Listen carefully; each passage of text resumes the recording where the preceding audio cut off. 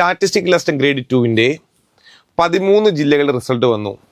അതിൽ 10 ജില്ലകളുടെ മാർക്കും കൃത്യമായിട്ട് അറിയാൻ പറ്റും. റാങ്ക് ലിസ്റ്റ് നോക്കുമ്പം അവിടെ ഏത് ജില്ലയിൽ ആർക്കാണ് ഏറ്റവും കൂടുതൽ മാർക്ക് ലഭിച്ചത് എല്ലാവർക്കും അറിയാം. ഒരൊറ്റ ചോദ്യപേപ്പർ ആയിരുന്നു. അതുകൊണ്ട് തന്നെ എല്ലാവരും ഒരേ ദിവസം തന്നെ എക്സാം എഴുതിയതാണ്. നമുക്ക് സ്റ്റേറ്റ് വൈഡിൽ ഒരു ലെവൽ മനസ്സിലാക്കാൻ സാധിക്കും. ഒരുപാട് സന്തോഷമുള്ള കാര്യം പറയട്ടെ. മാസ്റ്റർ കി അക്കാഡമിയിൽ പഠിച്ച ഞങ്ങളുടെ ഉദ്യോഗാർത്ഥി പിങ്കി, എറണാകുളം ജില്ലയിൽ 1ാം റാങ്ക് നേടിയ പിങ്കിക്കാണ് ഏറ്റവും കൂടുതൽ മാർക്ക് കിട്ടിയത്, 60.33. എനിക്കൊന്ന് 60 കൂടുതൽ ഇതുവരെ ആരും വന്നിട്ടില്ല. അപ്പോൾ പിങ്കിയാണ് ഏറ്റവും ടോപ്പ് പോസ്റ്റ് മാർക്ക് കിട്ടിയ 60.33.